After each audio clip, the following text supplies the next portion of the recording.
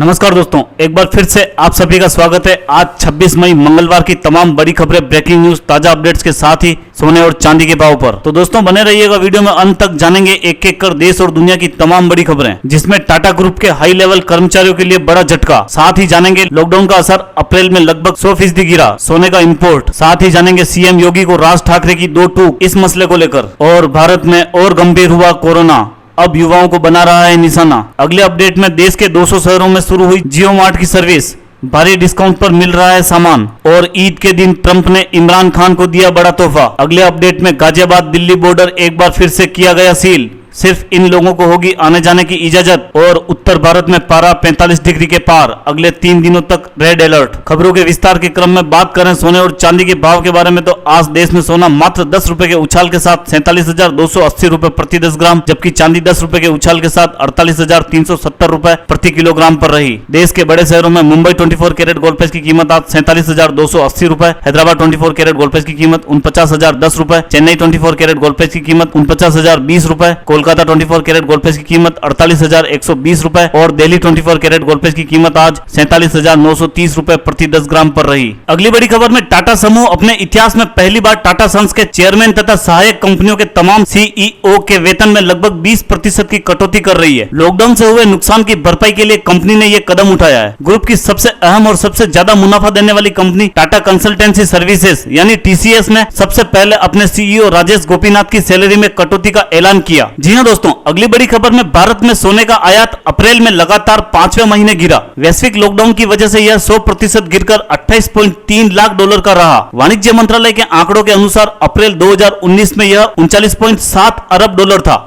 सोने का आयात गिरने से देश का व्यापार घाटा कम करने में मदद मिली है। देश का व्यापार घाटा अप्रैल में 6.8 अरब डॉलर रहा, जो पिछले साल अप्रैल में 15.33 अरब डॉलर था। देश में सोने के आयात में दिसंबर से गिरावट जारी है। भारत विश्व में सोने का दूसरा सबसे बड़ा आयातक देश है। देश में हर साल करीब 800 से लेकर 900 टन सोने का आयात होता है। अगली बड़ी खबर में उत्तर प्रदेश के मुख्यमंत्री योगी आदित्यनाथ द्वारा राज्य के प्रवासी श्रमिकों को लेकर की गई टिप्पणी पर प्रतिक्रिया देते हुए मनसे प्रमुख राज ठाकरे ने कहा है कि अगर श्रमिक महाराष्ट्र आकर काम करना चाहेंगे तो उन्हें भी महाराष्ट्र सरकार की अनुमति लेनी होगी। ऐसा उन्होंने इसलिए कहा क्योंकि रविवार को उत्तर प्रदेश के मुख्यमंत्री ने कहा था कि अगर दूसरे राज्य चाहते हैं कि यहाँ के श्रमिक उनके यहाँ पर जाकर काम करें तो इसके लिए उन्हें पहले प्रदेश की सरकार से अनुमति लेनी होगी। जी हाँ दोस्तों, अगली बड़ी खबर में देश में कोरोना संक्रमण के मामले में तेजी से बढ़ोतरी देखी गई। भारत में अब तक 1.38 लाख से अधिक लोग संक्रमित हो चुके हैं, जबकि 4021 लोगों की जान जा चुकी है। इन सबके बीच सबसे डराने वाली बात यह है कि भारत में कोरोना वायरस ने युवाओं पर ज्यादा तेजी से हमला करना शुरू कर दिया है। द वाशिंगटन पोस्ट की हालिया रिपोर्ट के मुताबिक भारत और ब्राजील जैसे विकासशील देश अब कोरोना के नए हॉटस्पॉट बनते जा रहे हैं। अगली बड़ी खबर में लॉकडाउन के बीच रिलायंस इंडस्ट्रीज लिमिटेड ने लॉन्च किया अपना ऑनलाइन ग्रोसरी शॉपिंग पोर्टल जियो मार्ट। रिलायंस रिटेल के ग्रोसरी बिजनेस के सीईओ ने ट्वीट कर जानकारी दी है कि जियो मार्ट की देश के 200 से अधिक शहरों में सेवाएं दे रही है। कंपनी प्रोडक्ट के एमआरपी पर 5% का डिस्काउंट भी ऑफर कर रही है। अनुमान के मुताबिक देश में ई कॉमर्स मार्केट के 2027 तक ई कॉमर्स मार्केट के 200 अरब डॉलर तक पहुंचने की संभावना है। जी हां दोस्तों, अगली बड़ी खबर में पाकिस्तान में कोरोना वायरस का प्रकोप बढ़ता जा रहा है। इस प्रकोप से निपटने के लिए अमेरिका ने पाकिस्तान को 60 लाख डॉलर की सहायता राशि देने की घोषणा की है। आर्थिक रूप से तबाह हो चुके अपने देश पाकिस्तान को बचाने के लिए प्रधानमंत्री इमरान खान कई बार दुनिया भर से खैरात मांग चुके हैं। पाकिस्तान में अमेरिकी राजदूत पॉल जोन्स ने एक वीडियो संदेश में कहा कि यूएस की तरफ से दी जाने वाली यह सहायता राशि पाकिस्तान में कोरोना वायरस के गंभीर मामलों में अस्पतालों में काम कर रहे स्वास्थ्य कर्मियों और